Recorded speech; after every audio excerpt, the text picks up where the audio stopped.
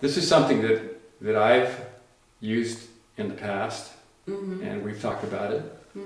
If the thinking is getting itself into a hole, like a downward spiral, if it's trying to depress itself.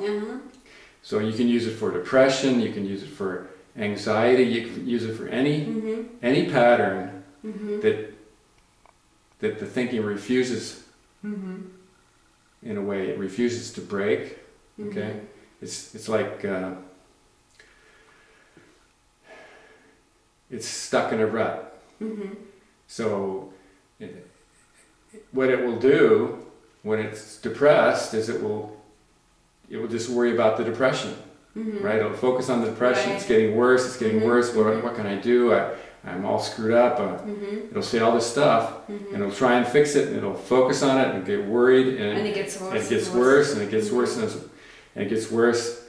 And at that point, sometimes the best thing to do is just something totally different, something that you don't have to think to do, something that you can just, in a sense, something that the brain can get lost in, like a movie. If it's interesting enough, the brain will just get lost, caught up in the movie, and it'll break that pattern.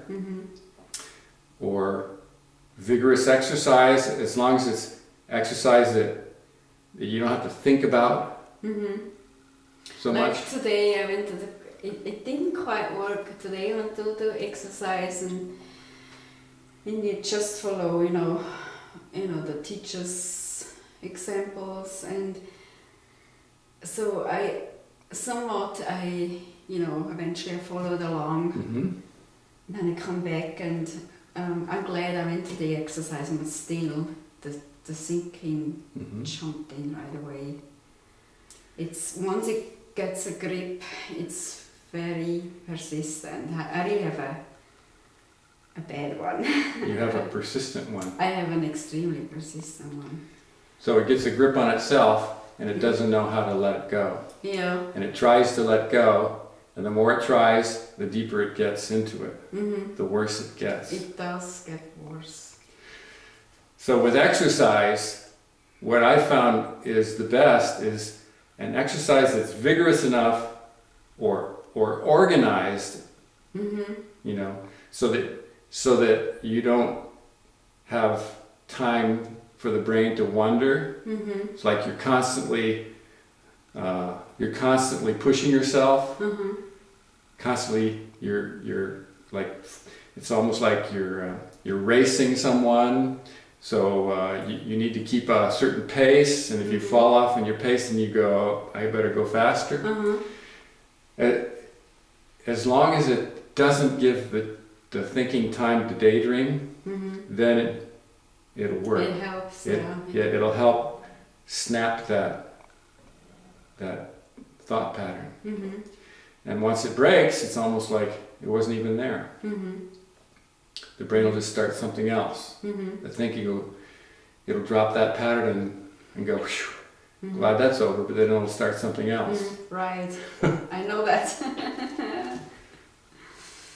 It looks for something else, or maybe it gets really happy again. Oh, everything is now fine, it's fixed. Yeah, yes, it can do that. And it's happy when it's happy. And often when it's happy is when something new comes up. When it's happy, often it's time for something else to come up for you to see. And when it's happy, you won't notice. Okay? You won't notice when this new thing comes up right away. Yeah. So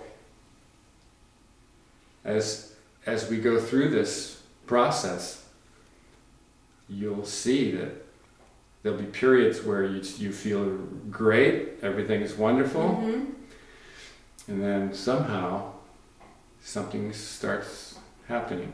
Right. So it's almost like you can expect it when you're feeling wonderful for a while, you can almost expect that something else is going to come up. It's just giving an opportunity for another pattern to come up for you to see. That's just the way it works. But it feels like it's an old pattern, you know. It can be an old pattern that hasn't been dealt with fully, okay? And it'll come up again, or it may be something new, or something that you haven't seen for a while. Right. But looking back on what I experienced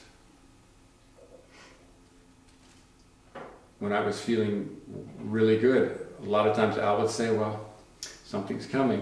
And it would. Something else would come up.